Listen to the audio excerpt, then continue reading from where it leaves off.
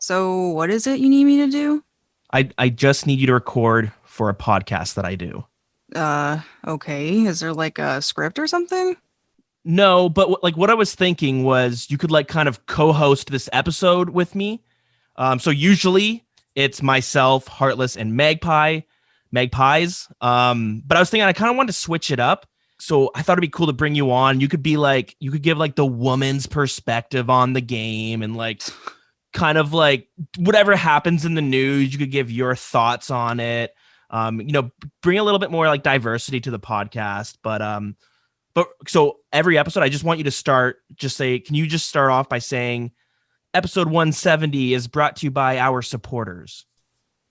Do people even still play this game? I thought it was like dead. I mean, yeah, it's pretty popular. I mean, a lot of people, it's quite a bit of people that play it. I thought you said you played it. Like 10 years ago, probably. Okay. Yeah. Okay. Maybe this isn't gonna work. Are you still gonna pay me for the recording? Well, I said I was gonna pay you in RuneScape gold. Okay, this this is stupid. Good luck with your shitty podcast. Okay, hold on. Can you at least just say like that first line? Episode 170 is brought to you by, I don't know, do you even have supporters? Oh, you know what? Don't worry about it. Thank you. I'll just take it from here. All right, let's try that one again. Episode 170 of the Wilderness Podcast is brought to you by all of our amazing supporters. If you want to support the show, one of the ways you can do that is by going to patreon.com/the Wilderness Podcast. So I want to thank Razel and Gentinu for joining the Patreon this week.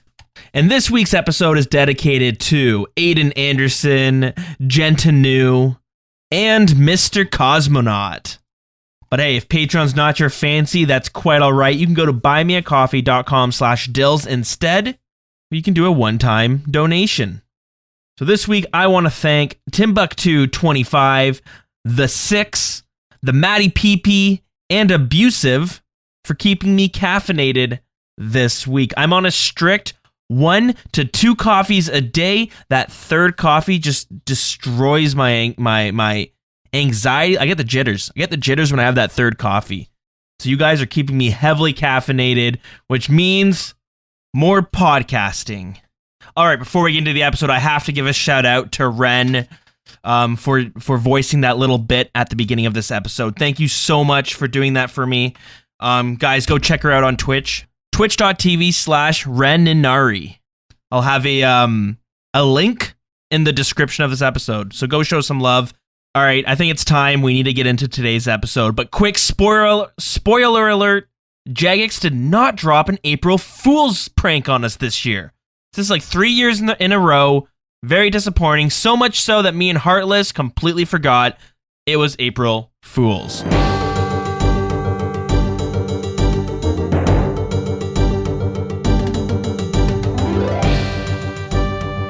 Welcome to episode 170 of the Wilderness Podcast. I am your host, Dills, and join with me today is Heartless. How's it going, my dude? Hey, good. How are you? Doing pretty good. I've been saying my dude a lot lately, and it kind of bothers me. I don't know why. Where'd you pick it up from? I don't know. It's just been introduced into my vocabulary. I went to school. When I went to school, we had a bunch of people that would always say like, "What's going on, my dudes, my dubes and babes?" And it really annoyed me, and now I'm catching myself slipping into that. Anyways, we gotta fix that, but... Yeah, slip out of that. Not a good look. I think it comes from the Vine days, those damn Viners. Vines, Jesus. Isn't TikTok just like a reinvention of Vines? Sort of, but TikTok is a whole different monster, because like, my girlfriend watches it a bunch, and I didn't quite get the hype behind it, but then I started using it a bit and I kind of get it. They have this like algorithm where you can find the weirdest people making content. Like, I bet. Living in a trailer, there are places a dumpster, they've got like cat shit literally all over their kitchen floor. It's crazy. It's crazy. So being able to I don't really know why you'd want to watch that. That sounds terrible.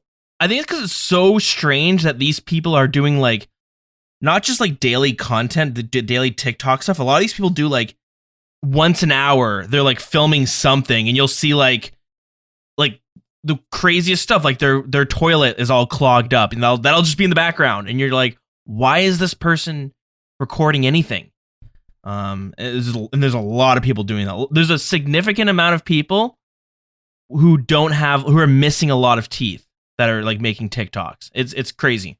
So I kind of get it. It's strange, and you won't find that anywhere else, but so I kind of get it. Anyways, RuneScape stuff. No tangent today, at least for now.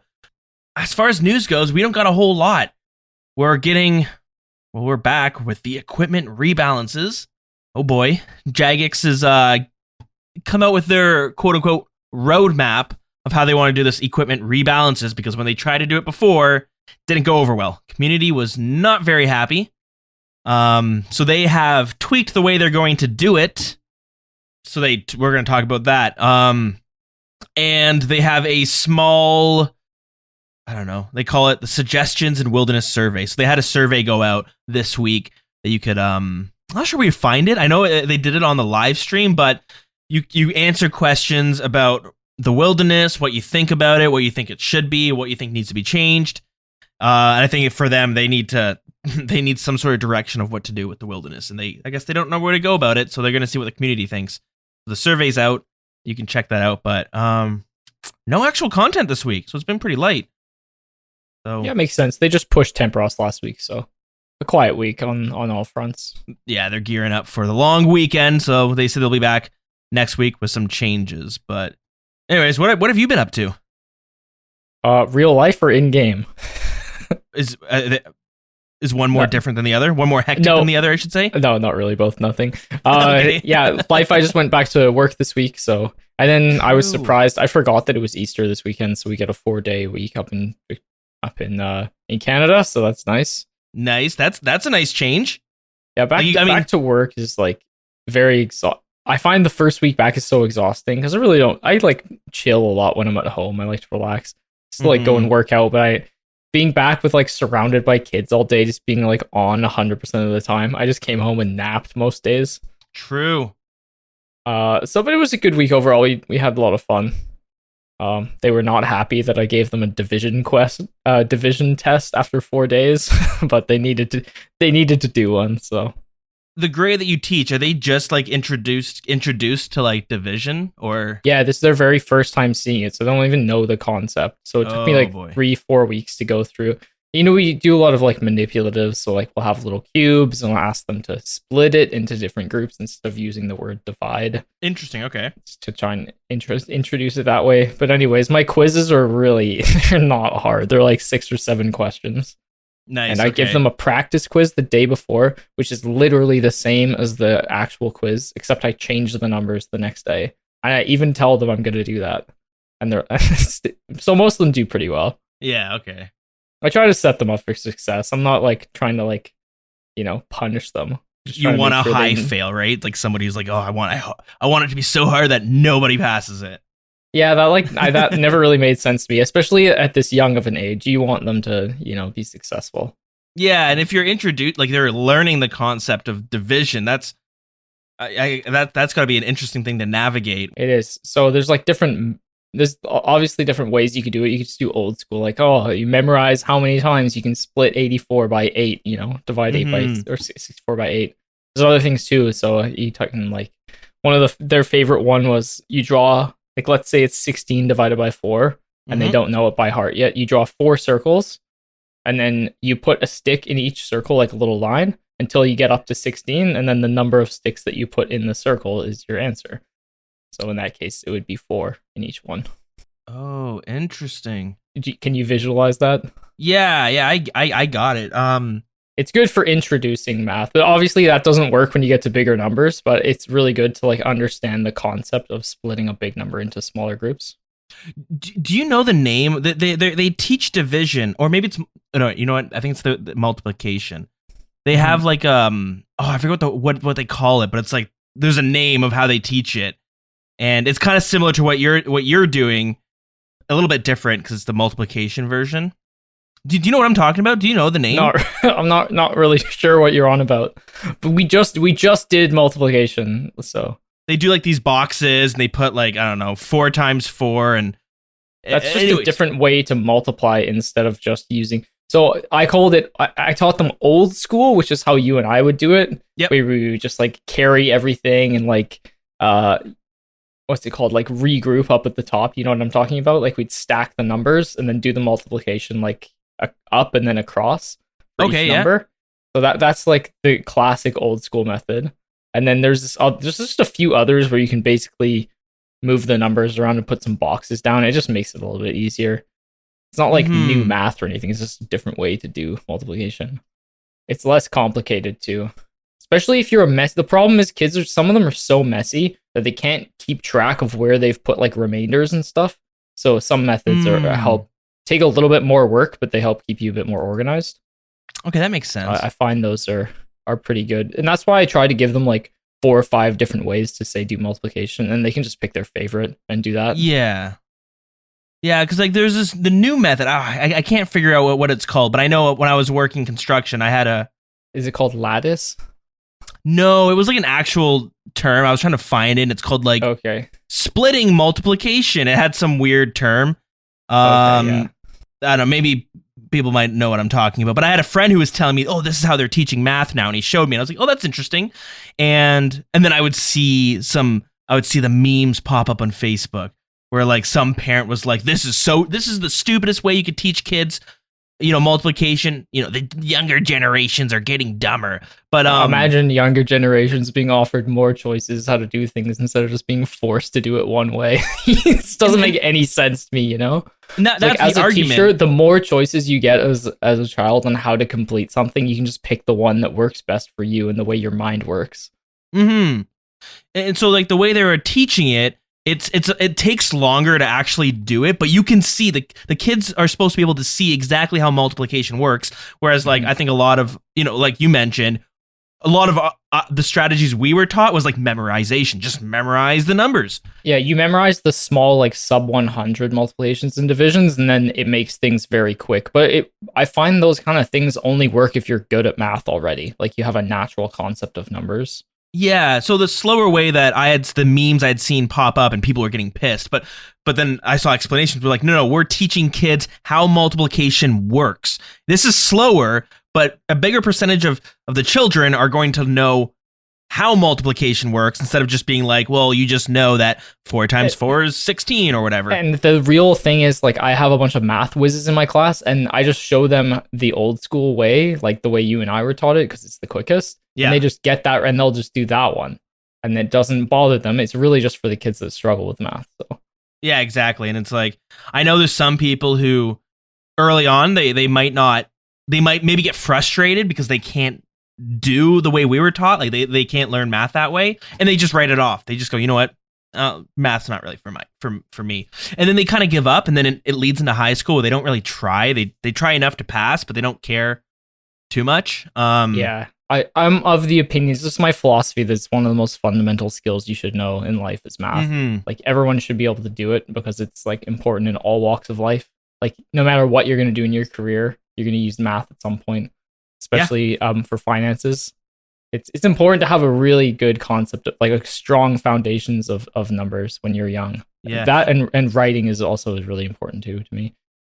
Even like I play Dungeons and Dragons, and there's so many times where like when you get to a higher level, when you do an attack, there's so many like different variables. You'll do like +7 plus roll a d20 and all this stuff, but you need to set it up with bed mass. If you don't do it using the bed mass process, you'll get the wrong number. So it's like there's a lot of times that I'm like, yep, wow, I wish I was better at math because I need to spend time and actually do this properly, and I can easily still mess up my D&D attack damage rolls. Oh yeah. So, obviously, math's everywhere. It's definitely important, and I always try to point out like whenever I see it in like not just math class, like oh kids, this is why it's important to know math. Like I started a Magic the Gathering club, which is like a pretty nerdy card game, but I mean we're all nerds listening to an old school RuneScape podcast right now, so I'm sure many people know of it. Oh yeah, you started this, you said? Yeah. So I play Commander with my friends often. Commander is that when you can play with like more than 2 people? Yeah, so you have like a lot bigger of a deck, and it's a little bit more casual, and it's up to 4 players usually. It's very fun. I've been playing that for like 5 or 6 years, and I have. Oh, that's cool. A bunch of friends that I used to play with, and I went to the game store pre-pandemic, obviously. Yeah. So I introduced the kids to it, and there's like, I'd say about 8 of them out of my class of 24 that play on every once a week. That's cool. Yeah, it's sweet, but there's a lot of math involved in strategy, so they're quickly learning why it's important to know how to add and divide and read properly too. Yeah, totally. Yeah. Anyways, That's quick pretty neat. tangent. Have you ever been? Do you do like any tournament play for Magic? No, I definitely am a bit more on the casual side. Yeah, that's fair. Just group play. When I first got into it, like most people, I would do like the Friday night thing, but then I quickly found the multiplayer, and me and my roommates started playing that. Nice. Yeah. Magic seems cool. I have some friends who play it as well, and I've tried to learn it. It's fun. It's just very complicated when you're the first time getting into it. I have a friend who has like 20 different decks. We'd give me a deck, and then we would switch decks, and I feel like every deck had some sort of some mechanic that I had to learn how it works, and I didn't understand. I had so many questions, and he was like, "Yeah, it's been out for a while, so there's a lot to learn." It's one of those games where there's base rules, and then every single card breaks the rules. So you have to read what they do to sort of affect it. There's a lot to learn. It's really complicated at first, and it's also a very expensive hobby if you get into it very deep. People call it cardboard crack. I know when I used to go to the comic book store, like you go to a comic book store and they tend to be like just a nerd store. You got Magic, you got board games, you got comic books. And they would always have like a Friday night Magic, and it always looked kind of fun. I was like, I would love to be into this enough that I'm going to like little like not huge tournaments, but you just go to the comic book store. You probably don't win any money if you win, but you just do it for fun, and it looks cool. Yeah, and that's the best part about the Commander is since it's multiplayer, it's a lot more casual. Yeah, You'll okay. have like 50 people there, and you can just find a couple people and just play a game. Yeah, that's cool. It's I would never get into it because I just don't have the income right now, and it's like yeah, it's expensive for sure. But thankfully, I don't have too many hobbies, so yeah, you got to kind of pick and choose. And another one that's similar to that is Warhammer. Ooh. Have you played that before? I've never played it, but it's the same thing would happen. I would go to a comic book store, or I would go to pick up like D&D stuff, or it's actually usually D&D minis I was grabbing, and then I would see they would have Warhammer tournaments going on, and I'd like look over at them, and they'd have like this battlefield with all these little things, and then I would end up talking to some other players who might not be doing a match, like, what is this? Tell me more about it.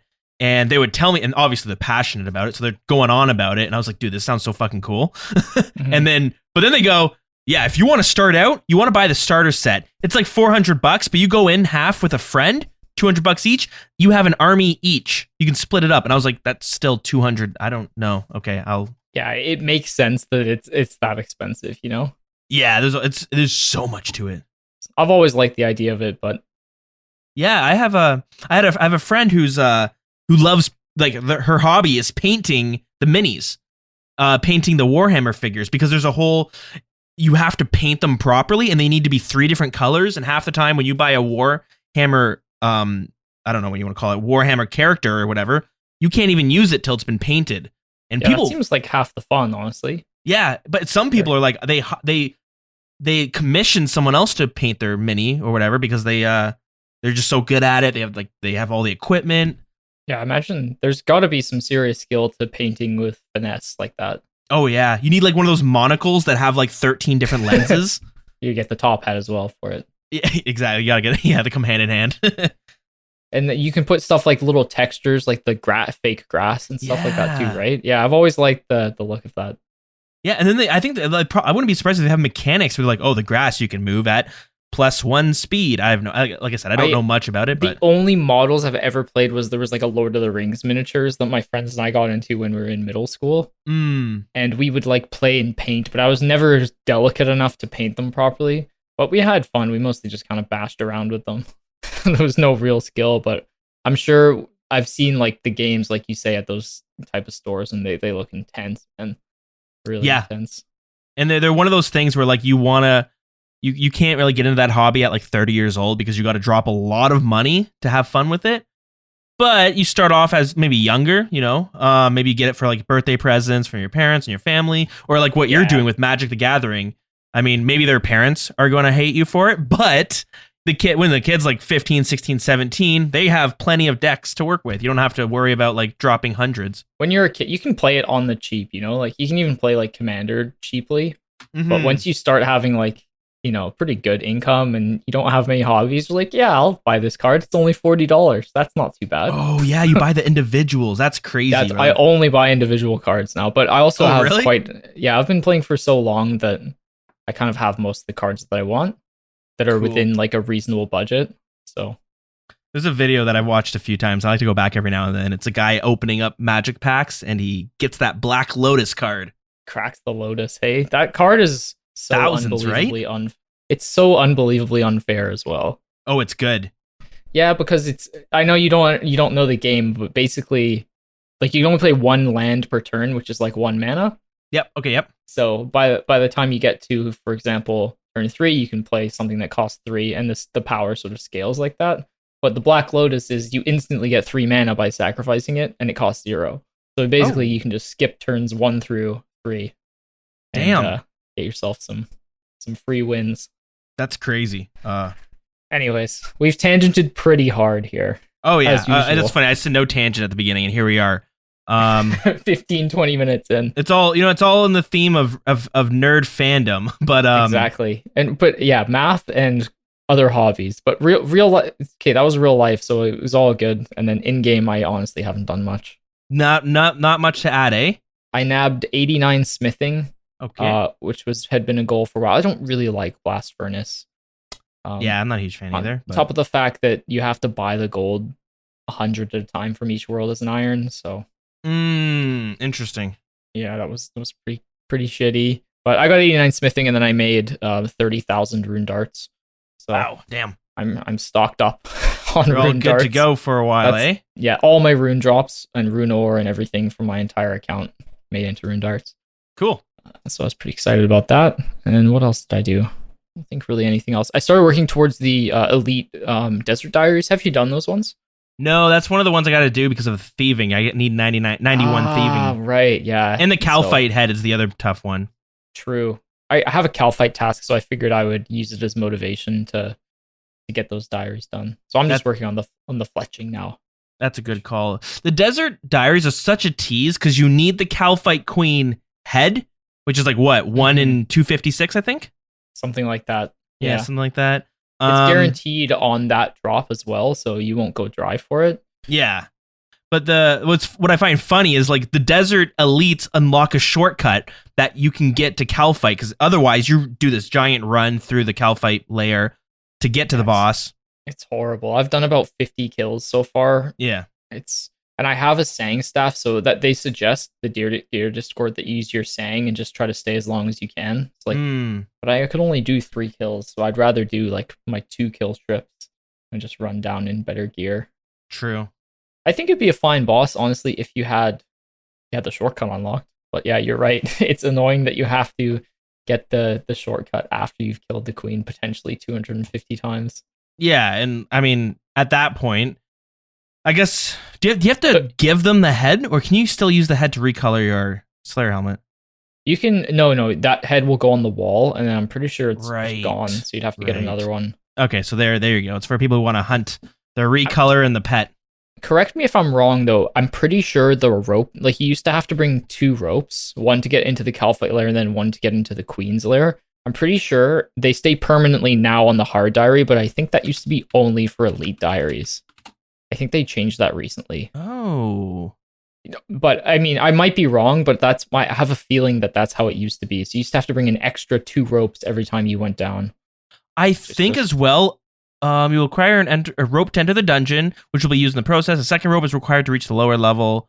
On completion of the hard desert diary removes this. And I think someone else can put a rope as well. Because I know there are times where I've gone and there's no rope, and there's other times I've gone and the rope. Well, they'll be permanent if you've done the hard diaries. Maybe that's what it is. I always thought that if somebody else had gone into the layer, like I thought the rope maybe stayed for 5 minutes, so that if you're with a group, only one person needs the rope. Yeah, maybe. Definitely, if you got the diaries done, though, it's permanent. So yeah, I'll never know now. So yeah. Anyways, fletching is not very fun on an iron. I don't know if you know the methods.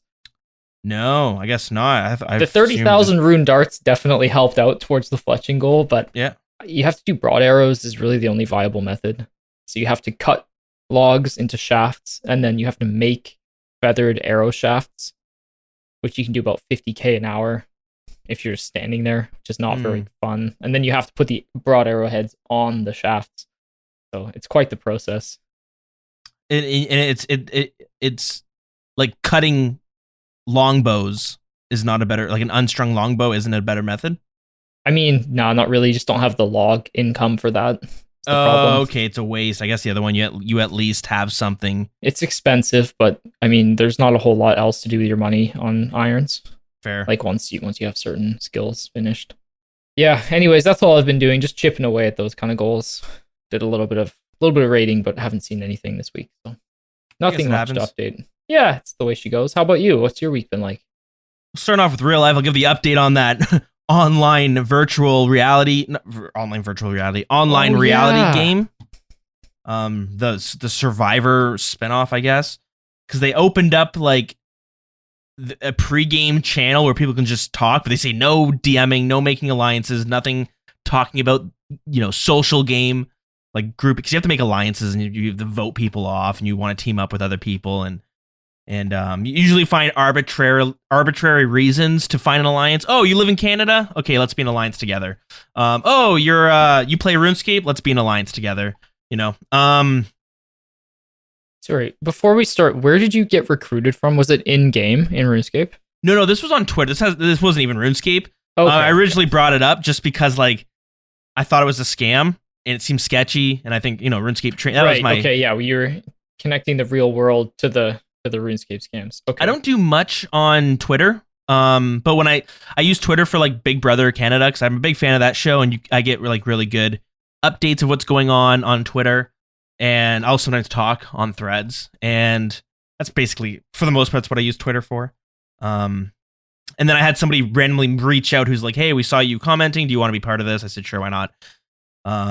And then it seemed kind of sketchy. They joined me to this Discord. It seemed pretty empty, a little bit sketchy. And then last week I mentioned what red flags went off was there's a guy named like God of Penises, and he was making some our old friend God of Penises. Yeah, God of Penises, and he was making some sort of sexual jokes which weren't like funny to.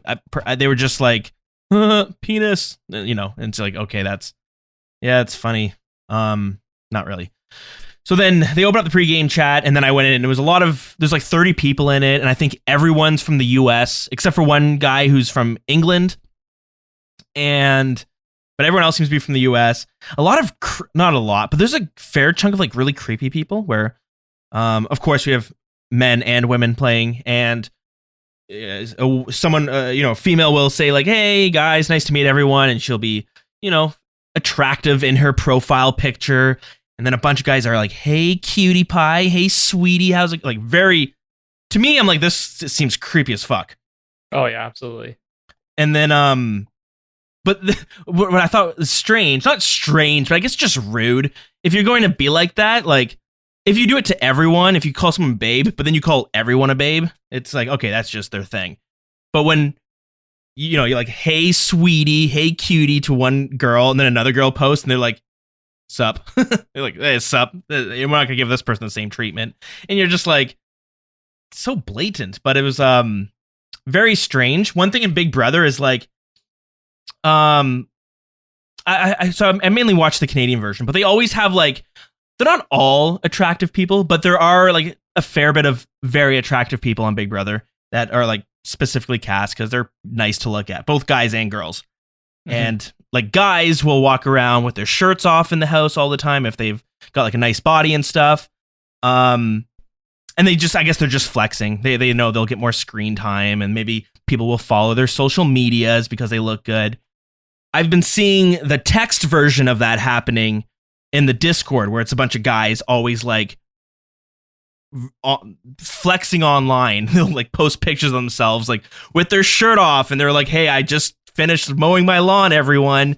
You're just like, so fucking strange. The shirtless lawn mow. Yeah, stuff like that. Oh, nice. Just got finished digging a hole for whatever.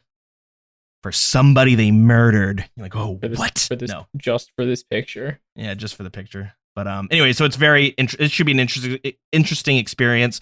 The whole game is supposed to go live on the 5th, a couple days from now. We'll see how that goes. I'm sure it's going to be sweaty. Yeah. Maybe I have to do the same thing. I'll be like, just got finished unclogging my toilet, everyone. And it's just me like just tell them you just got your Tebow recently. I think that'll do the trick. What's that? Just tell them you got your Tebow recently. Yeah, I'll just take a picture of me playing RuneScape with my shirt off and like doing the fight caves.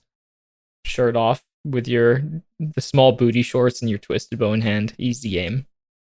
Hey, there we go. It's a win-win. We'll have to see how that goes. But so that's what's going on outside of RuneScape. What's going on inside of RuneScape? Not a whole lot.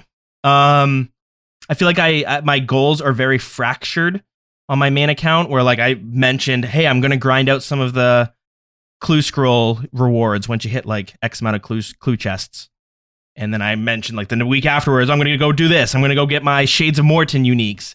I feel like I'm just bouncing all over the place, and I don't have any full-on set goals. I have some pets I want to grind out, but that just takes forever. I get kind of burnt out, and I want to go do something else. So I think I'm gonna slow down a bit and start playing on like an Iron Man again. Start busting that bad boy out. But this is what I was thinking. So I was doing a little bit of streaming today, twitch.tv/thedills. Check it out. I was streaming my main account earlier, and I just was like bouncing between 20 different tasks, and I was like, I'm kind of bored on my main account, and I kind of realized it when I was doing like a stream, and I was like, you know what? I'm gonna play one of my Iron Man again. May as well like just bust it out, see what's going on there, because I want to learn the lore of the game. I really enjoy the RuneScape lore, but with my main account, I like regrettably skipped all my quests, just kind of space barred it to finish as fast as possible. Most people do that, but now I want to go back and I want to learn what's going on in these quest lines. So that's one of the reasons why I made an Iron Man 2, is because I was like, oh, this will give me a chance to play through them, learn about the quest, and you get to play an Iron Man. It's nice to have an Iron Man on the side so you can switch between different accounts, whatever you're feeling. Mm-hmm. But I also have like a hardcore Iron Man I was only playing in PvP worlds. So I played a little bit of that as well. And I forgot like how much fun I had, because it's the way going from a main account to an Iron Man, that it's the same experience, but like it feels like if an Iron Man went to like a hardcore Iron Man in a PvP world, I suppose. Because you just have to do things differently, where like there's certain areas you have to avoid. Like I tried to do Romeo and Juliet, and it being in the Varrock Center was like super dangerous. And I was like, I have to come back here when I'm leveled up and I have better defensive gear and I have all this other stuff. So I don't know the direction I'm going to go. If I'm going to go play on the other Iron Man, if I'm going to play on that PvP world Iron Man, but I think I want to. Yeah, I think I need to like just go back, revisit some of the older content, because people love rushing to the end game content, and that the end game content is great, but most people that's where you're going to spend the most chunk of your time is in the end game. Once you hit the end game, you're there. There's nowhere else to go, really. So you just kind of cycle through the end game content, which is what I've been doing, and that's fine. That can be great, but then sometimes it's like you kind of miss doing quests. You miss having goals of like do this quest to get this reward, or go leveling up at a moderately fast pace. Like for me, I got base 85s. My lowest skill is 85 hunter, I think. And when you're at that point, it'll take hours just to get a level, and it can be hard to be motivated to do that. So it's nice to have the option to go to like an Iron Man that's like mid game, or an Iron Man that's maybe in PvP worlds and it's in the early game. So I think that's what I'm gonna go look at, and I'm still playing my main on the side and stuff. It's just sometimes if I want to marathon RuneScape, having that lower account with so many more goals that you can achieve in one day, all the goals on my main account, I don't think I could achieve. Most of them couldn't be achieved in one day.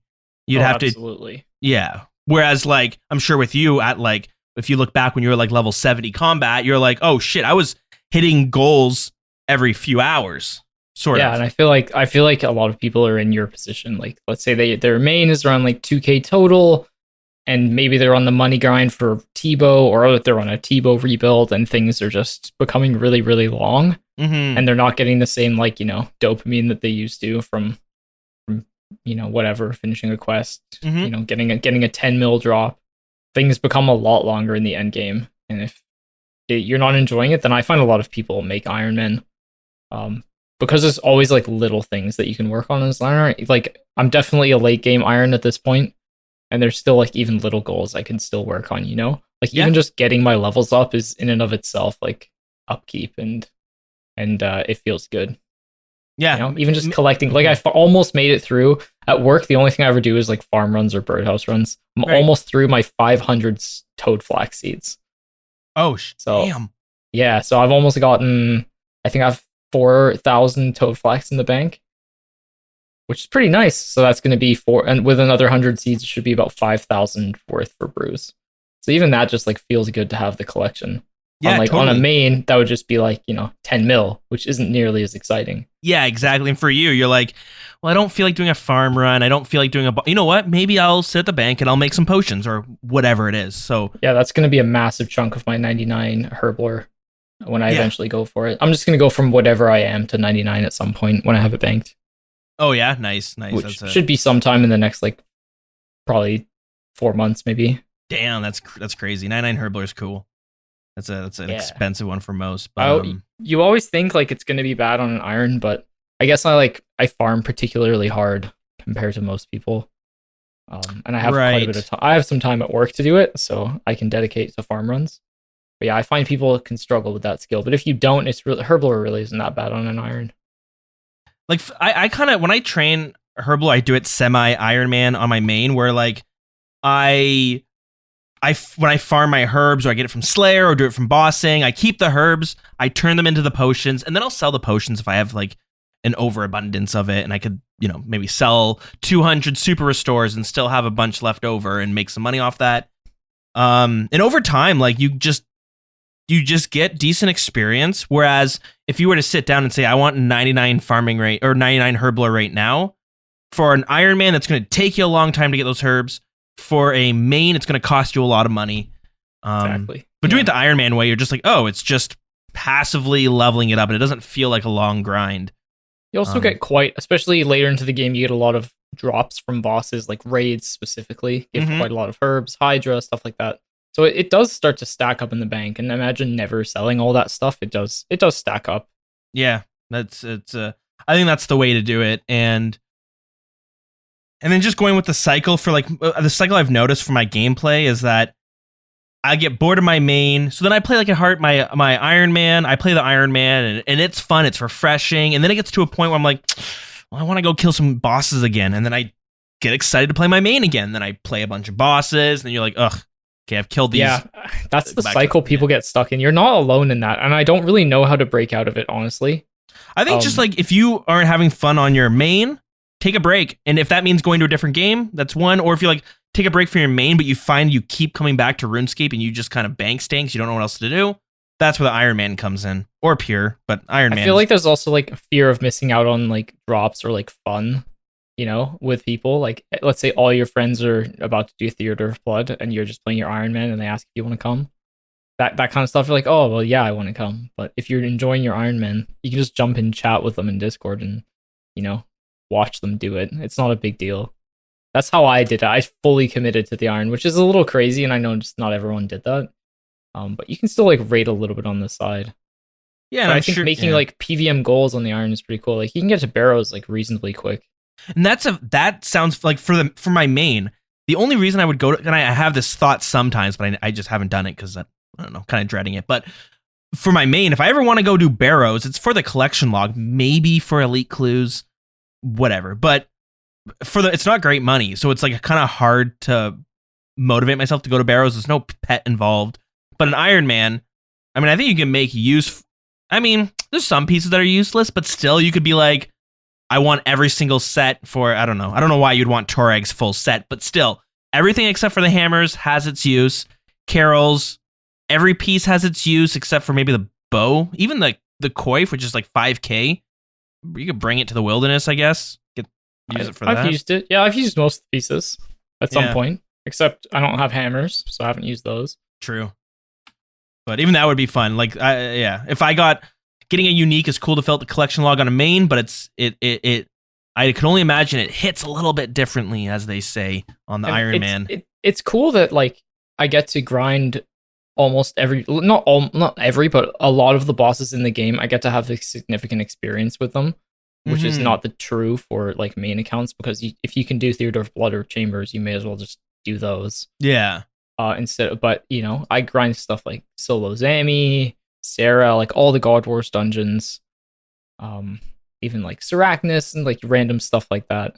Like I have had a significant experience with all the bosses, which is kind of the cool part. And I've talked to Weez and Raichu about this before. Like ideally, you just kind of go on rate everywhere so that you get to experience all the content. Yeah. That's good. Yeah, it's part of the fun for sure. Yeah, obviously, there are like brutal parts. Oh yeah, that's the truth. There are some that you're like, some grinds people get really put off by, like mining 50,000 sand to get your crafting up. Or for example, what I'm doing like currently is I'm gonna go for ranger boots soon, so that requires catching thousands and thousands of imps. My friends were making fun of me yesterday because I was making impling jars. They were like, "How are you doing that?" I was like, "Oh, just making hunter kits one at a time and opening them." Made 1,000 hunter kits on the lunar spellbook. Oh, that's a whole on spell. I was trying to think. Yeah, it's a spell. You can only have one at a time in your inventory, so you have to make, put it in the bank, 1,000 times. Wow. Yeah, so there are certain annoying things, but overall I think it's worth the annoying stuff to get to the enjoyable parts. Yeah, totally. And the thing is, I'm sure there's a lot like those tasks you mentioned. You don't want to do them. Just put them to the side.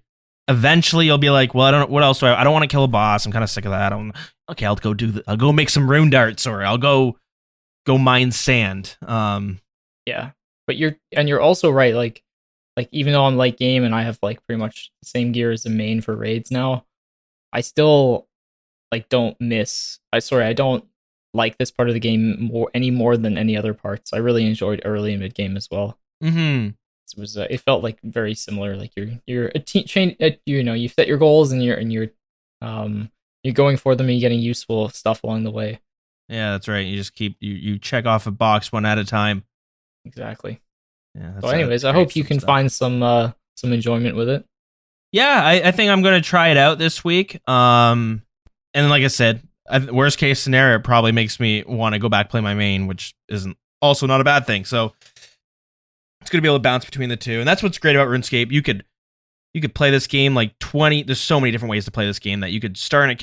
Some people have so many different accounts, including myself, and each one can have a unique play style, which completely changes the game, but the setting of the game obviously stays the same. So I think it's very unique in that way. But anywho, with that being said, why don't we hop into the news? Or it's not a whole lot of news going on, but let's talk about what the dev blogs we got coming up. We got that went on this week. Okie dokie. So, well, first thing we get to revisit, how exciting. Equipment Rebalance's next steps. They're going to talk about, they feel like they dropped the ball a little bit on the equipment rebalancing, and they want to propose a different way of doing it. So, of course, the first things first, the reason they are pushing so hard for this is with the combat achievements coming out, they want the equipment, the way the equipment and weapons and armors is, they want it to fit better. They want to rebalance everything. A lot of things have been in this game for a very long time, and I guess when you compare them to the tier above or the tier below, some things just don't seem to, they stick out a little bit more as like the numbers jump up too high for the price, like Black Dragonhide, for example, or like even weird things like plate body. And anyways, so their proposal of doing the equipment rebalance is a little bit different. So they're going to do it in 4 different steps. And they said that it felt like they didn't have a true vision when they first put everything out there. And they said it took a lot of the focus. A lot of the focus fell down on a few key changes, even though there was a whole shit ton of stuff that was going on in that dev blog. A lot of people focused on the Black Dragonhide, they focused on the blowpipe, and they focused on the Din's Bulwark. Maybe I'm missing something, but those were like the big ones that a lot of people were discussing, and all the other changes that were going on just kind of got ignored because people cared less about them when compared to some of the other items. So they want to do it in different steps. and they want to outline that. So what people felt was if you were to nerf the blowpipe, the gap between the best ranged item and the second best ranged item was going to be even bigger. So right now it's what, blowpipe, and then it jumps up to the twisted bow. If you do, like, when you look at how much money they're worth. Yep, 1.1 bill jump. Yeah, versus like 3 mil, or whatever it is. So there's a huge jump in value, and even just like obtaining the actual item for like an Iron Man. Yep. So they want people to know that the gap there is going to be gaps from equipment after the rebalances, but they also want to share what's going to fill the gaps. That's what they said. They want to make it clear that they will be replaced, and there's going to be items filling the gap. I don't know if it's just the way they worded it, but it sounds strange to... It sounds like they're just nerfing the blowpipe, and then they're going to bring Raids 3 out, and then we have blowpipe 2.0, which has the same stats as the old one. Well, probably range strength added to which will make the blowpipe as good as it is now. Something like that, yeah. Now, I'm sure they don't maybe mean that exactly, but that's just kind of how it sounds, that they want things to fill in the gap, which is... Yeah, I think the real problem is here we don't really know. Like, they can see where the path leads, but we can't see where the path leads. We just see the steps they're taking in order to get there. You know what I mean? Yeah. So the fact that maybe the blowpipe will at some point be sort of equivalent to what it is now, they can't actually show us how. Mm-hmm. So it's impossible. We just kind of have to trust them, which makes people feel very uncomfortable. Obviously, because we have a history in this game of, we all remember when it was ruined back in the day when we were kids. And I think most of us just don't want that to happen again. And because this is such a massive change, I feel like that's on everyone's conscience. Yeah, they're worried it's going to make a lot of bosses harder, therefore not fun. Last thing people want is like, I don't think this would happen, but let's just say the raids, Chambers of Xeric. Nobody wants Chambers of Xeric to suddenly not be fun because the blowpipe just doesn't perform as well. Or be harder. Yeah, exactly. Without asking for that your personal self, like challenge modes, etc. Yeah. That's nobody wants to not be able to skip the healing phase on Grotesque Guardians, etc. Like all of these things, people don't want the game to be harder for almost no reason. Yeah, and I guess when you break down like hours played to achieve X goal, the last thing you want is for them to be like, hey, we know it takes forever to get your T-bow as an Iron Man. It's going to take longer now because the rating is just going to be slower because the blowpipe's not going to be as strong. And no one's going to be like, okay, should the blowpipe be nerfed? Some people would say yes. Be like, great, nerf it. But then it's like, okay, well, do you think these tasks should now take X amount of hours more time to complete? It's like, I think that's the real problem. You sort of hitting on the head. Like, I think everyone would agree that the blowpipe is strong, possibly actually the strongest weapon in the game. I think it's hard to argue that. But nobody wants to live in the reality where the game is all of a sudden slower because the blowpipe dominates the meta. Yeah. Because there's no point in making it slower for like no reason. So I don't see a world in which the blowpipe is with some combination of either like, attachment or range strength addition, that it doesn't make the blowpipe better or back to where it is currently. Yeah, it is tricky. And like, it does remind me of when they were adding the wilderness ditch to the game. A lot of people are like, yes, add the wilderness ditch. I want to have to physically click on something to enter the wilderness instead of accidentally wandering into it. But you had the Runecraft community who runs to the abyss. They run straight through the wilderness, and they're like, every trip is now extended by 2 seconds, which equals 15 hours of more runecrafting to get to 99. And like a lot of people are like, yeah, that's fucked. It already takes forever to get 99 runecrafting. Now you're adding like 15 hours. So I think it's like similar to how that was back then. Like a lot of people are like, yeah, but you need to add the ditch. Jagex was much more was not as much transparent, was not as transparent back then, and they were not as communicative to their community. So the wilderness ditch put in, they didn't care. But I'm sure if it was today, Jagex would be like, okay, we need to figure out a way so that runecrafters can still get as much. We don't want to nerf runecrafting rates because they suck already. Yeah. Yeah, so I don't see them. They obviously have a plan, and I think the unfortunate reality is we're just gonna have to trust them. Yep, we'll have to see. And we get to revisit this again. That's what that means, and at least 4 more times. How beautiful is that? But I'm super thankful that they were like acknowledged their mistake, because the first time they came out way too hot and heavy handed with the nerfs, and it was way too quick. It was very all of a sudden. Mm-hmm. And it took the whole community by surprise, and it obviously divided opinion. But whatever your opinion is, I think everyone was pretty much okay with them stepping back and refiguring things. Yeah, and especially as they did revision after revision after revision, they changed this and they changed that, they nerf and this and they buff it back up. Like for me, I was like, at first I was like, yeah, rebalancing, I totally get it. And then by the 4th revision, you're like, okay, they have no idea what they're doing. They're just trying to appease the community.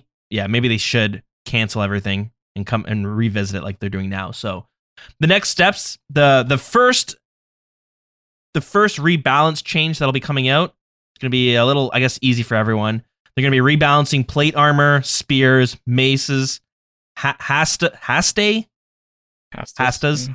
apparently, and warhammers. So that's what they're going to be rebalancing. They're going to take a look at the basilisk knights, the thing that drops the jaw for the Nate is not face guard. They're gonna be removing the special attack that they have, and they're gonna be adding a new type of basilisk knights called sentinels that will have the special attack. Are they adding those, or are the sentinels just the superiors? Oh, good question. Because I'm pretty sure basilisk sentinels are superiors currently. It is. Oh, you're totally right. I did not even realize that. Okay, so the sentinel is the superior variant. Yeah, you're right there. Okay. So yeah, they're going to be getting. I thought they were adding another variant, but anyways, so yeah, they'll be getting that special attack, or at least they're not going to have that removed.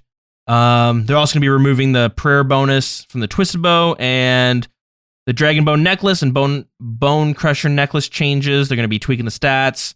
There'll be some new equipment requirements, and there is a activation delay when you put it on.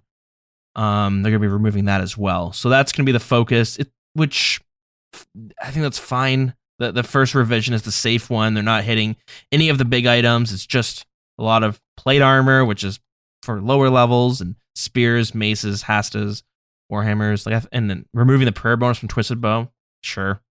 Okay. Pretty irrelevant changes for the most part. Yeah, they're not the big ones. So start off safe. That's fine. And they say we are hoping by the end of June, they want to tackle the changes that are affecting the combat achievements the most. So they're including toxic blowpipe and the crystal armors in that one. They're also looking at doing some PvP changes in the future as well. Of course, this is including the Dragonhide armor and the Din's Bulwark. They also mentioned that they want to revisit some of the Slayer caves, maybe the Rev caves, and the Wilderness bosses as well.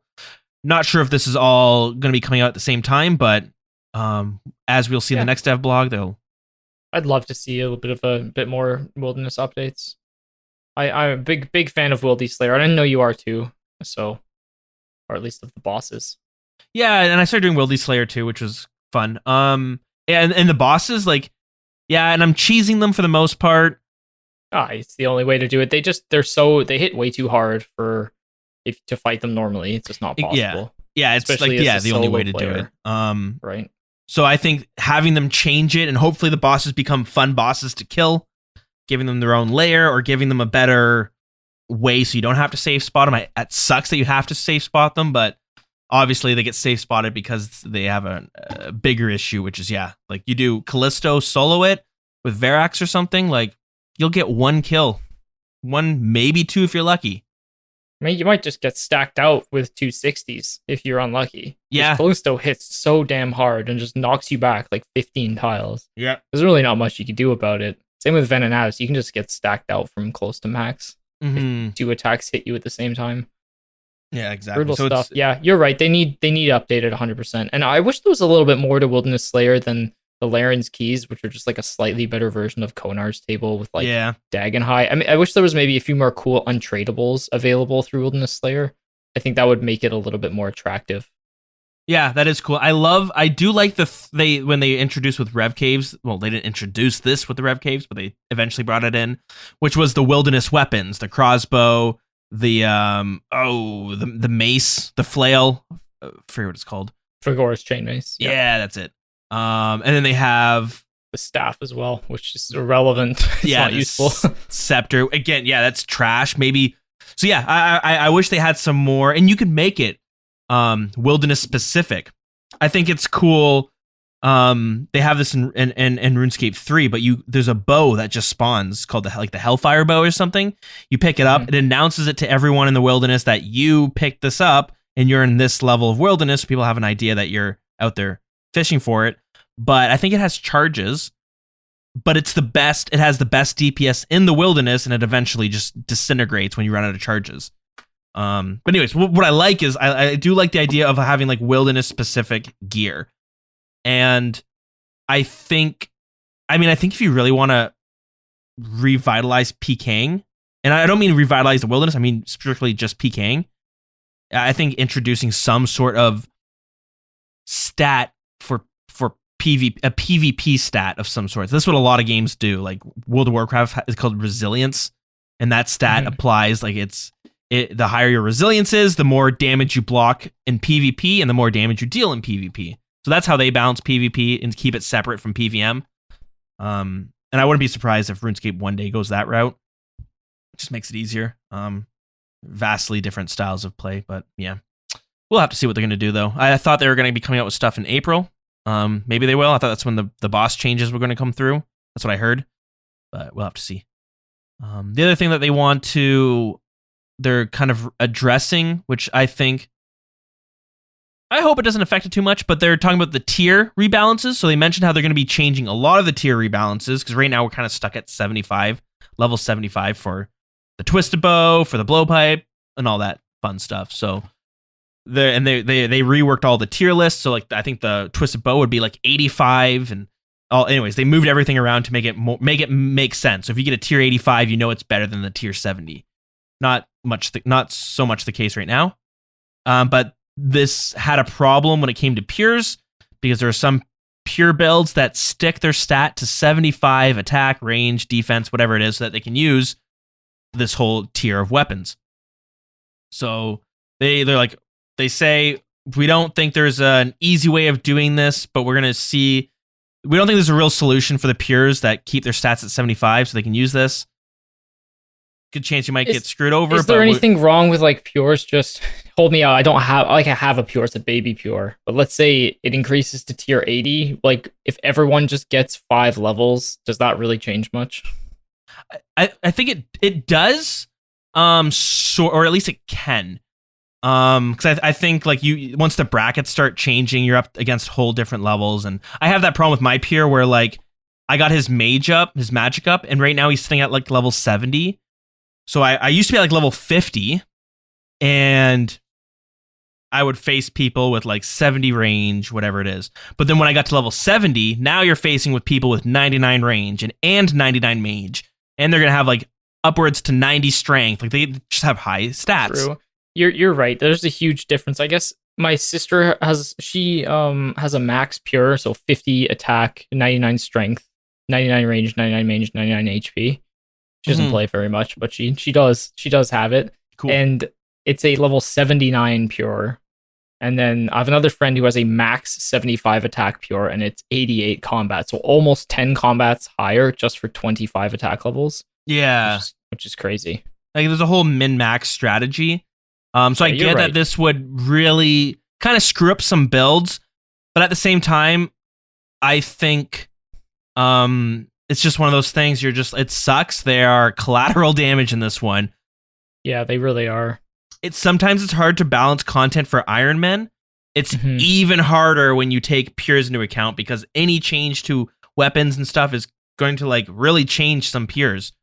It might ruin their accounts, but it's just one of those things. I don't think you can do much about it. I don't know the percentage, but maybe like, what do you think percentage of Iron Men in this game? 10%? Ooh, more? That's hard to say. I feel like there's probably way more Iron Men than I would expect. I think I would be blown away if they did a data stream and said this is percent of players are Iron Men. like maybe a fifth of players are Iron Men. Something like that. I don't think it's much more than that, probably. Mm-hmm. Somewhere between like 10 and 20%. But I think they balance almost all new content around irons now too. I think they Like, have to if you really- consider it.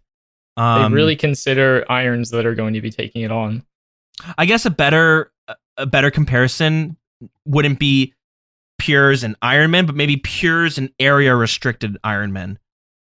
Yeah, they don't account for area restricted Iron Man, and they don't really account for pures because it's not as many anymore. And there's so many, and it's something that the player decided on. Like Jagex eventually added the Iron Man mode. Pures was something it's something born out of the sandboxiness of this game, which is what makes it amazing. But at the same time, like, I think Pures are just at the whim of these sort of changes. They happen, and it's going to destroy some Pures, and they're going to either have to abandon that account, or they're going to have to change it into a Zerker, or change it into... It's going to have to change. And you know what? That just happens. Yeah, the meta is going to evolve. That's just the way it goes. Yeah, exactly. I used to love Initiate Pures. They kept their defense at 20. You could use Initiate with Smite. You could use Mystics. And back in the day, it was pretty good. Nowadays, you don't see any of them because they just don't... They can't compete against other Pures. Funny enough, there's actually an Initiate Pure clan that's on the same home world as me, which is 444. Oh, yeah? And I see them at the Ferox Enclave once in a while. And there's just 50 of them all get up in their salad robes because that's 20 defense. Oh, yeah. And they're, myth armor ready to go deep wildy PKing, and they're all like level 105, Yeah, that's amazing. So, that's cool and that's fun, but they do it because they like the build and it sounds fun. But they're at a disadvantage. Anyone who's their combat level and is a pure, the Initiate's going to be at a disadvantage stat wise. And so you don't really see them anymore. And it's just because as new gear came out, Initiate Pures became kind of redundant. But you know what? So the same thing's going to be happening with 70 stat pures probably. The meta's just going to change. Some pures are just going to get an extra 5 attack levels, and brackets may shift around a bit. But I think they have what it takes to soak this one. Yeah, no, it's just one of those things where they've a lot of people might have a finished build, and then it's like, well, is it really finished? Because we're moving everything around. They're like, fuck. I would argue almost all pures are side projects. Yeah, no, yeah. Very few people play on a pure just so. I know there are people that have max stats with 1 defense, but for the most part, they're side projects. No, I totally agree. We can't balance the game around that. No, and it's you can't. It's gonna happen. So, anyways, we'll see where it is in 5 years from now. If this game's still going on, we'll have new types of peers, and we'll have other peers that kind of went extinct. That's the way it goes. Peers go extinct, I guess.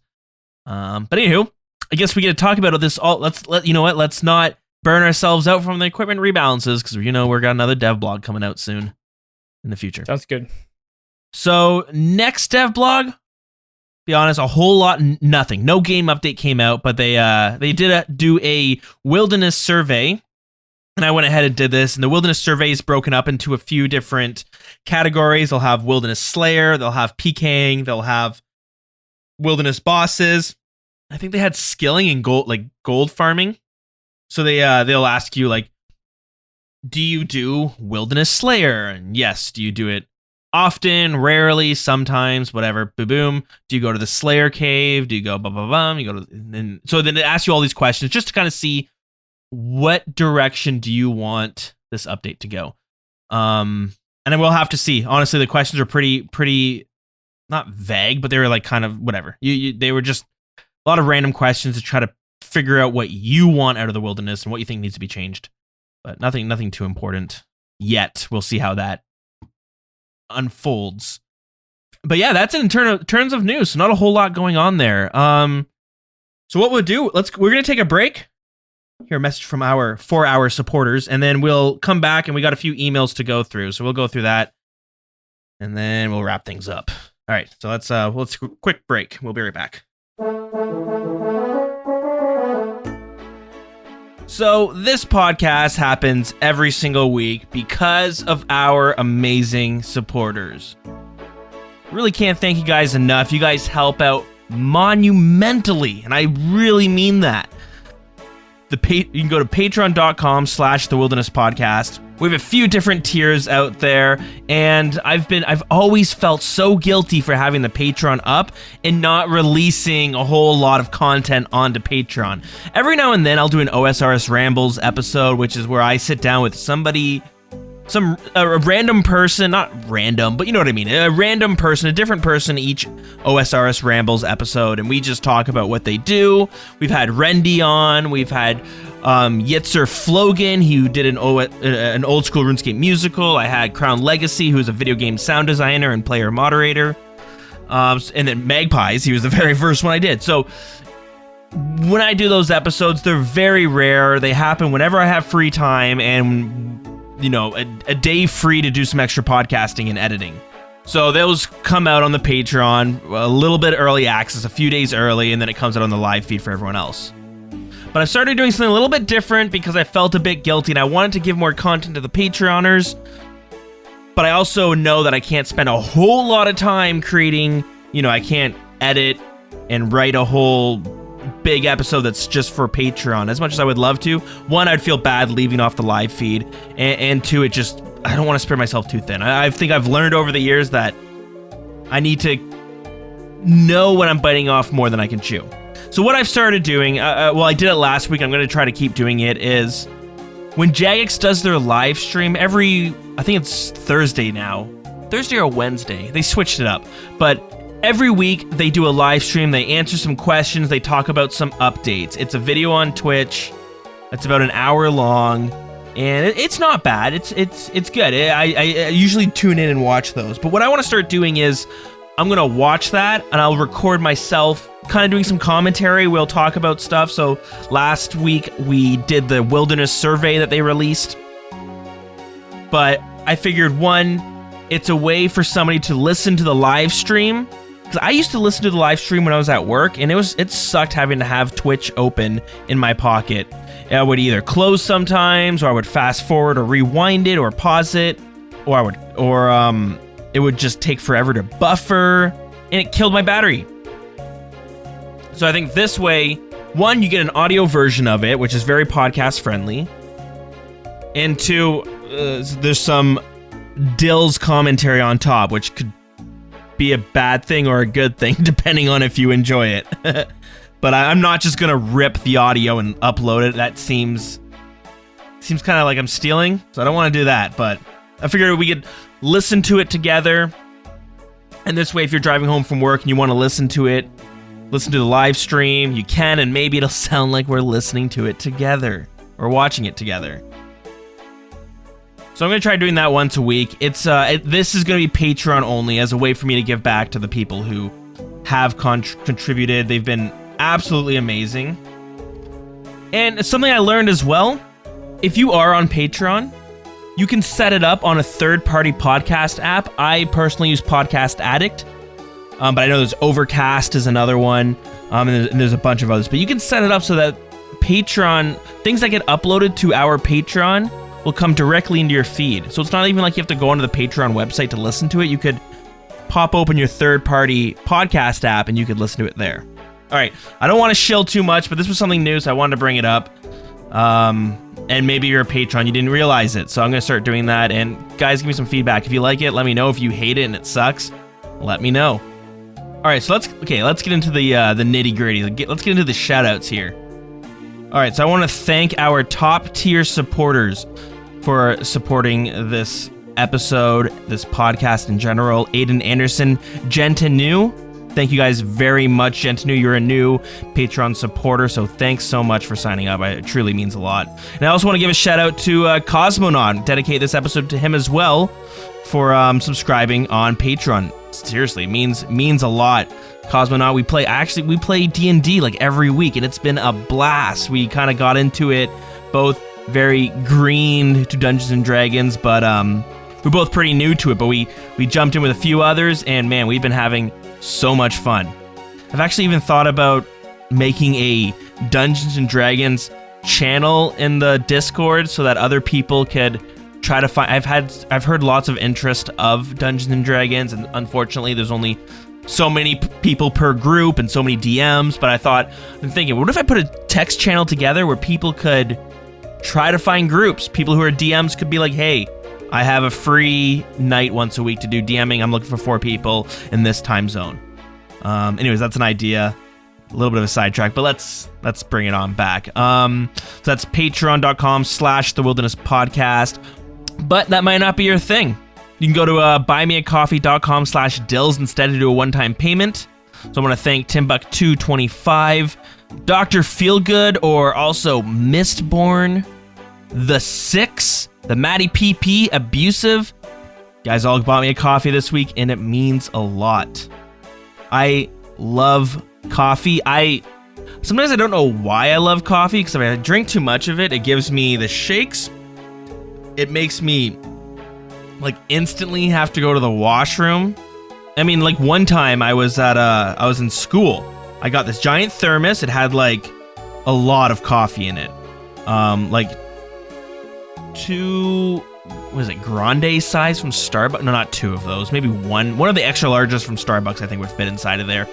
But I drank it when I was at school. And I'm not even joking, in 2 hours I went pee 6 times. 6 times. It's starting to get embarrassing. It was bad. Okay. I'm gonna try not to make these go too long in the future. Thanks for bearing with me. Thank you so much to everyone who does support us. So much love there. So much love there.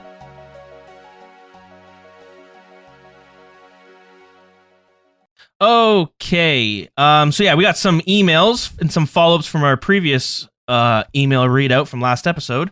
So the first one is from Maticos1. He asked us, what is the most beautiful place that we found that we think is in RuneScape? So I asked him what his thoughts were, and he said the Enchanted Valley, that was what I was trying to think of, where the tree spirit is and the all that stuff. It's the Enchanted Valley, which is a very nice area. It's funny, when Trailblazers first started, that place was like super busy. Not a lot of people knew about the Enchanted Valley before that either. It's a weird spot, and I think I don't really know why they introduced it, except for like, we used to have random events where the tree spirit would show up randomly when you're woodcutting and it would attack you. Sometimes killing people. A lot of tragic stories of people losing like Santa hat or the party hat. But since they kind of removed all the negative effects from random events these days, they just full on removed those from woodcutting and stuff. But I guess they didn't want to get rid of it, so they threw them all at the Enchanted Valley. I didn't know there's like the Runite Golem. I think that's it's pretty fun, and I think it's part of a quest, like one of the Morning's Ends, or maybe Song of the Elves. You go there in one of the cutscenes. I can't remember which one of them it is, but yeah, that's a classic place to get your rune axe on the Iron Man, as you say. Yeah, that's yeah. Enchanted Valley is nice. It is a good nice choice. spot. Thanks for that follow up. So we got an email from Stumpy Nigel. He says, "Hey Dills, Heartless Magpies, long-time listener of the podcast. Was super happy when you relaunched it last year, and I'm enjoying it still. It's great to hear. Great to hear. One of my favorite parts of old school RuneScape is the quests, as they are probably the most unique in all of gaming." I would totally agree. But what I'd like to know is, what is your least favorite quest? I have a quest cape on my main, and I know we've all had super frustrating moments while trying to solve a puzzle or learn a boss for the first time, so I think it would be fun to hear about your most hated quest in the game. Keep up the good work. Lots of love, Nigel. It's a good question. Whenever I think of my favorite quest, A Soul's Bane stands out. I think it was like the first quest that I played that I was like, yo, what the fuck is going on in this quest? It seemed like kind of dark. Are you familiar with that quest? Oh yeah. I've done all the quests twice, actually, unfortunately. So like you get in, I don't remember the exact story, but you get inside like somebody's psyche, if I remember correctly. I think the kid's been lost in the rift, right? Right, yeah. And it's some kind of like dream world or something. I'm not 100% sure. It's freaky though, for sure. Yeah, you have to deal with some of his emotions of rage, of fear, confusion, and hopelessness. And then you fight a monster at the end. But I remember, and then I think the kid dies. Yeah, he's dead. He's been like possessed into some sort of freaky tentacle monster at the end that you have to fight. Remember that? Yeah. Okay. Yeah. Okay. So that's it. So yeah, somebody asks you to go find my son. Yeah, go find my son. They went to go look for it, and they just disappeared. And then I think it turns out he's been down there for ages, though. yeah, and he's dead. And so you ended up like destroying the corrupted version of him. So anyways, that quest was the first quest and this is going back when I was younger. I remember playing it being like, yo, what the because I was so used to because like you can see the crevice like right outside the free to play area, so you're like, damn, I want to go check that out. and you get cool weapons and you can hit like 200s and stuff. So it's like it was very cool. Massive gains as a child, for sure. Yeah. Oh yeah. Now for quests that I hate, my least. Oh, that's a tough one. I remember getting very frustrated at Legends Quest. Yeah, it's a bit clunky with running through the bottom part. Yeah, and you need a lot of items, and it's very easy to forget the odd item. And sheep herder, right? That's one of the classics for people who hate sheep shearer. Yeah, is always a sheep herder. Yeah, sheep shearer is when you shear the wool. You collect some wool. Herder is where you probe the sheep. Yeah, sheep herder. That one's one of the worst quests in the game. I struggled with it on both times I did it. It was brutal. That's a shitty one. And I would give an honorary mention to Rag and Bone Man 2. Oh, it's just an awful quest. It has no use. It's probably one of the last quests most people do for their quest cape as well. And it just takes like 2 hours just to run around everywhere killing a bunch of stuff. Oh yeah, I remember hating that one. It wasn't a good time. Legends Quest is a good shout too. Legends Quest, yeah, that one's a little bit more epic and it's a little bit more dramatic. So like you can kind of sheep herder. It's like it just sucks and there's like it's not even a cool quest. The mechanics are brutal. Yeah, the goddamn sheep never actually go the direction you want, or they go one too many and get stuck. Terrible. Like the long quests are interesting. I find if they're mundane and have terrible rewards, they suck. But if they're interesting and have like a decent story and cool rewards, like my god, Dragon Slayer 2 is just one of the best quests in the game, hands down. Yeah, Dragon Slayer 2 it's so epic. It's sick. Quite possibly the longest quest in the game. Oh, is it? But yeah, I would say it takes at least a good 2 hours. I can see it. There are some tricky parts to it, right? Like you got to beat Vorkath for the first time. Oh yeah. You got to deal with Galvek, most probably the toughest. Yeah. Boss, maybe Saren for some accounts, but that was a cool one too. Song of the Elves was neat. Song of the Elves was good too. Yeah, but those ones are just like so rich in like story and the different kinds of things that you do. I can fully accept the light puzzle because it looks really cool in there. Yeah, it is. There's some frustrating parts, so it might take a while, but I remember doing it. Had a lot of fun. Even the Monkey Madness 1 and 2 are also just great quests. See, so that Monkey Madness 2 is another one I wanted to bring up because I remember doing that one. I started it on... I guess I started it kind of late, but I remember it was about midnight when I got to the docks. So anyone who's done Monkey Madness 2, you'll remember the docks, which is like this stupid... They've had this in so many different things, but like if... Or with Monkey Madness 1 with the gorillas, as soon as they see you, they kick you, they throw you into the jail. Or on the docks, the monkeys see you, they kick you to the start of the little dock puzzle again. Mm-hmm. And it's really clunky just because RuneScape is the way it is. Sometimes your character is not where it looks like it is. Like it's always not where it looks where it is. Right, yeah. But there's this, what is it? There's a plugin thing on RuneLite where it's like actual positioning and it'll put a tile where your character is. Tile marker, yeah. Yeah, and you'll be watching, you'll be like, are you serious? So like it's sometimes you'll get caught by monkeys when you're doing that part and you'll be like, how did I get caught? I should not have got caught. And then you realize, oh, it's just old game, a little bit jankiness. And those kind of old, that's an old game design though, right? Like, do you remember that style of design from other games? Like I remember playing Harry Potter 1 and having to go through like the Forbidden Library and like avoid the ghosts. It just feels like a very ancient way of like time-based mini games. Yeah, like kind of like the stealth-based stuff. Yeah, and it's like I guess they maybe doing without it because it's just a shitty mechanic. But with Monkey Madness 2, I remember getting to the docks and it was midnight, and I remember I'm like, oh, technically on the list of how many steps is in the quest, the dock part of Monkey Madness 2, you're close to the end. But that dock part, I started rushing it because I was tired, and it took me. I would think I did. It took me. I don't think I even finished it, but I think it took me like 2 hours to beat the dock part, and I was so frustrated because I was so tired.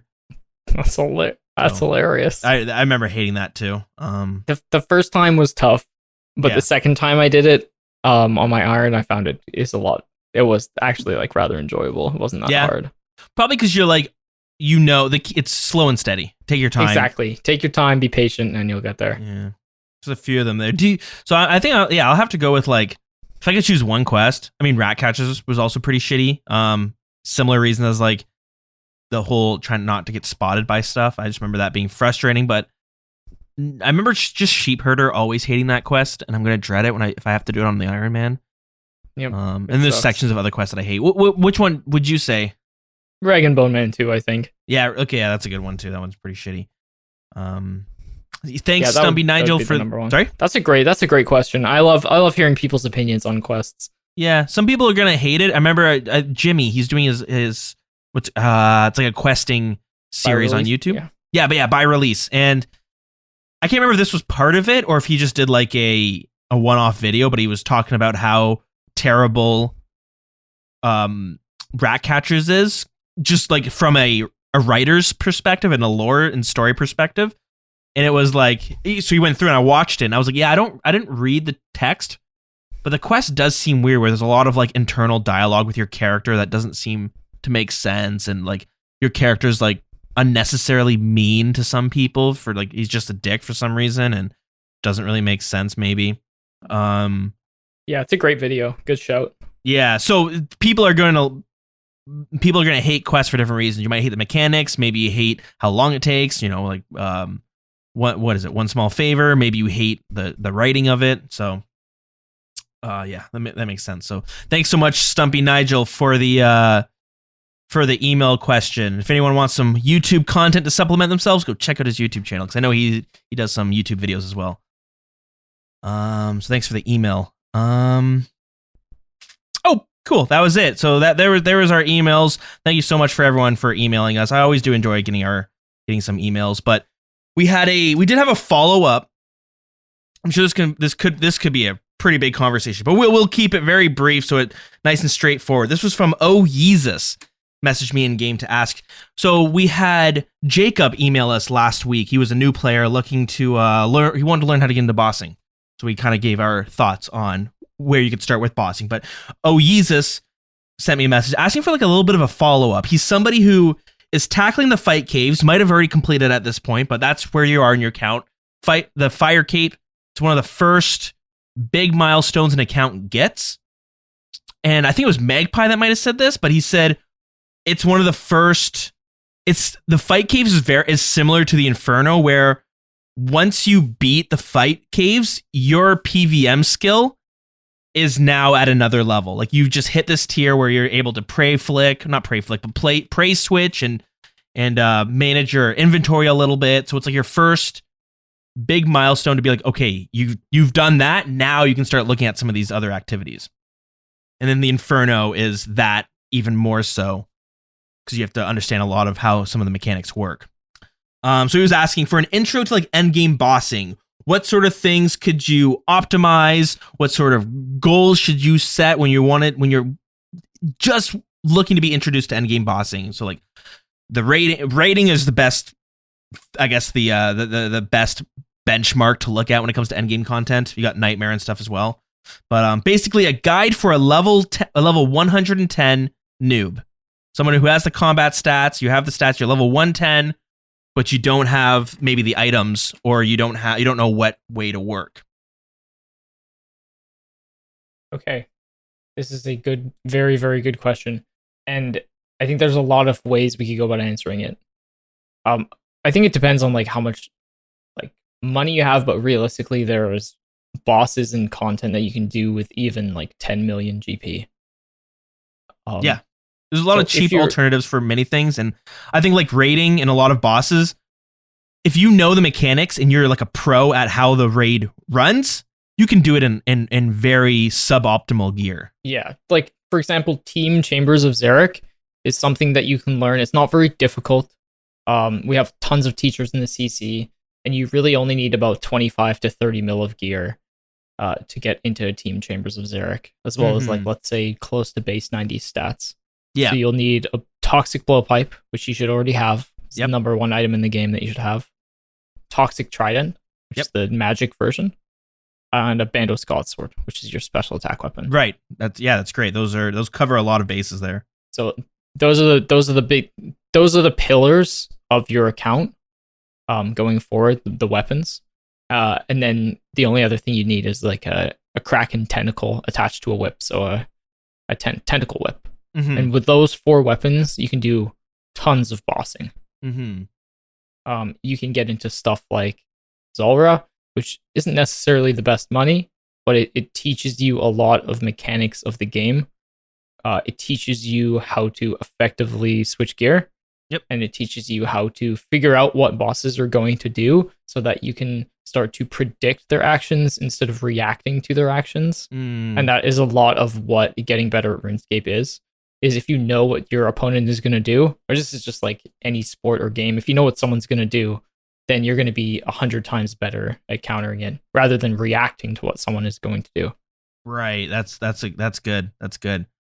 That goes for like card games, that went for League of Legends, etc. Like everything. Yeah. It's just like a level up moment when you realize if I am comfortable with my character, my next step is to figure out what my opponent is doing, and then it's going to make life way easier. Zulrah is a great teacher for that. Some people with Zulrah, they'll try to memorize exactly where to stand for each phase, a few different phases, so you can avoid gas and you can still hit them and all that stuff. But also, I think just not having it memorized, but knowing that like, oh, if he's gonna be here, I should at least be somewhere in this area.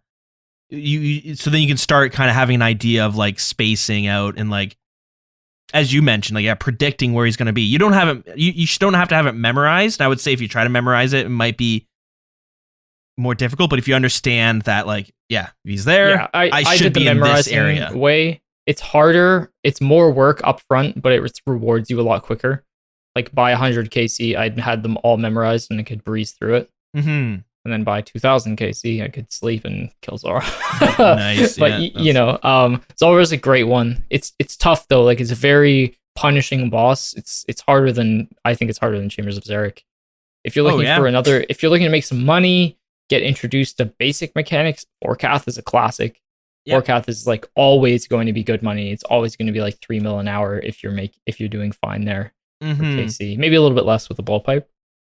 But I agree with you. Like it almost feels like Zulrah and Vorkath, they're good money per hour. They're decent money per hour, and they're solo bosses, and they're I don't want to say they're like easily accessible, but they somewhat. Really are, and they progress your account. Like Zulrah, not so much, but getting Dragon Slayer 2 done is a huge progression for your account. Getting the Vorkath backpack, so I mean quests you just got to do them at some point on your account. So I think they both work towards goals.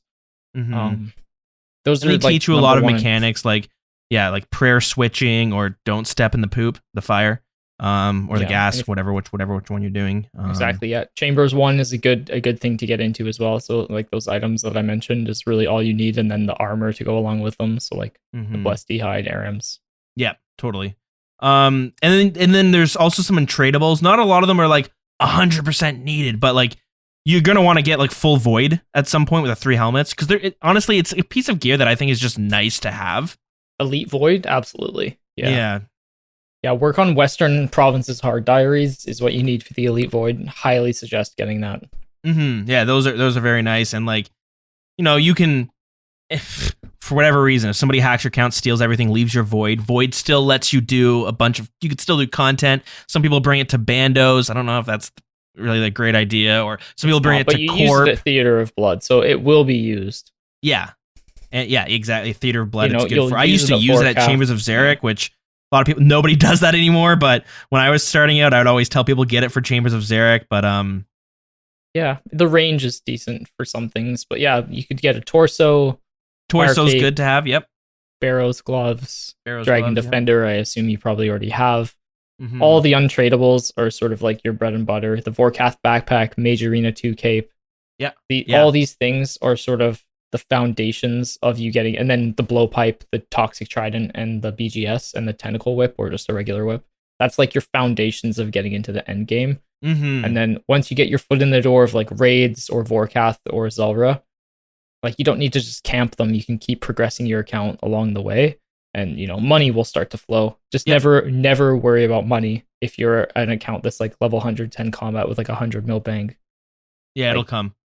All my friends, we've been playing for a long time, and I've been with them since they had 50 mil banks. And the reality of the situation is it's going to take you a long time to get there, but eventually you're just going to get some lucky drops and get some huge money rolling in. Yeah, so that's don't worry about money. It will come. Yeah, totally. And I think yeah, those items you mentioned were Bandos Godsword, Tentacle Whip, Trident, Blowpipe. If you have those 4, it's all about learning the mechanics for the bosses. And those, you can use the Blowpipe and BGS at Vorkath. You can use the Trident and the Blowpipe at Zulrah. Like every boss is now basically open. And there's better gear that will replace it one day, or at least for some of it. But if you have that gear, you can now, it's easy to learn the mechanics, and having the basic 3, I would say working on your like elite diary skills are always great, because the elite diaries just offer so much for PVM content. Yeah, too. Totally. Like shortcuts, etc. Like the actual upgrades you get from them. Yeah. And there's also Slayer bosses, getting your Slayer level high, working towards Hydra. Hydra is just obscene solo GP per hour. Yeah. I think it's probably the best in the game. It probably fluctuates, but it's at least top 3 at any given point. Yeah, totally. That stuff's there's lots to work towards with Slayer. Also, I have a suggestion for Slayer. If you ever want to level it up, I would say like just do the best methods available. So burst or cannon. And even though it's expensive to get runes and cannonballs, you'll be way quicker getting to the later game content, like Cerberus, like what else are other bosses that you want to do, like probably not Sire, Dagonoth King, stuff Kraken. Like this. It's going to really help you. Yeah, exactly. You're going to make more than enough money at the bosses. It's better to be faster to get there with the experience and waste a little bit more money on runes, like ice barraging the minions when you get 94 instead of bursting, stuff like that. It'll add up over time. So don't worry about investment of money. Yeah, for sure. It's definitely worth it. Absolutely. Once you get there. And then finally, I guess if you have GP to burn, but at some point you should buy the prayers, Augury and Rigor. Both nice. Yeah, they're cheap. They're so cheaper cheap now. Yeah, so they're definitely worth getting. Rigor and Anguish is probably wants to be your first Zenite upgrade, just because of it stacks with the power of the blowpipe, right? Because every 2 ticks you're getting that power instead of a torture. You can get away with a fury, for learning raids, but I would say Anguish if you're gonna have one of them. Definitely, that's the best one. Yeah, that's a good call. That's really good. Think of anything. Yeah, Rigor is like a super great goal. I would even buy that like very quickly after the BGS or even before, technically. Yeah, it's a good call. It opens up a lot. Investing in your skills is also never a bad thing, right? Like spending money on your skills is going to progress your account huge, because those skills aren't going anywhere. So, and a lot of them will play back into like how you're gonna like Herblore, and you get 78 Herblore. You're gonna have less people complaining about your account when you go do raids. If you go with under 78, you're probably gonna get some people, especially if it's like maybe in the CC, people will tell you, you need to get 78 Herblore. And then later, don't be my friend Carlos who buys an Fernic Defender hilt for 60 mil before getting 90 Herblore. Bad boy. Bad move. You will get flamed for that one. Got called out, and it'll happen. So avoid that one if you can. But there's great. lots of stuff there. So hopefully good luck with it. Yeah, totally. And the things that like Heartless that you laid out, it's like check off those first, and then eventually you can look at the next one.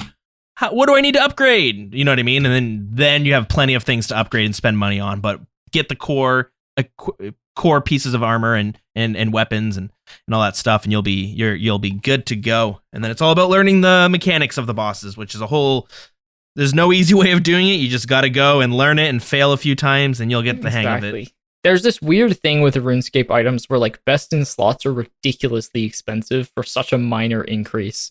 So like Prim's primordial boots cost, let's just say 30 mil. I know they're probably a little cheaper, but they're around 30 mil. Dragon boots, 300k. Is the difference worth 29 mil? No, not really. They're just a best in slot, and you can't really get better than that, which is why they hold their value. Mm-hmm. So do you need them to raid and get MVPs and get all the money drops? No, absolutely not. You can get away without them. Same thing goes for like Pegasians, Armadil, Ancestral, stuff like this. Mm-hmm. It's such a minor upgrade for the price investment that there's a lot better things you can do with your account early game. So yeah, thanks for that question. I really enjoy these types of conversation where we can talk about like, almost like reflecting where were we when we were level 110s.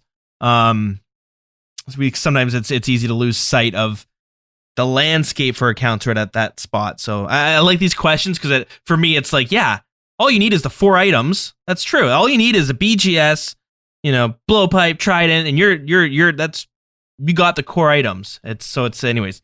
Always appreciate those type of questions. So if anyone has any questions at all, always love answering them. All right, but that means we get to kind of wrap things up. We'll tell you how you guys can kind of get in touch, email us, or if you want to come hang out in the game. Our clan chat is WildCC. And if you ever have a question, you don't feel like waiting for the podcast, there's always somebody in the clan chat or Discord that's going to answer that question. And a lot of knowledgeable people in there. Yeah, it's some great stuff. So WildCC is where you can come hang out. We also have a Discord. You can find that at the Wilderness RS on Twitter, or you can just probably check the description of this episode, and you'll find a link there that'll bring you to the Discord. Our email is thewildernesspodcast@gmail.com. You can send any questions you have. We'll go through it. Am I missing anything? Nope. Song of the week. Yeah, Song of the Week time. Do you got something for us? Let's go with Strength of Sarah Doman.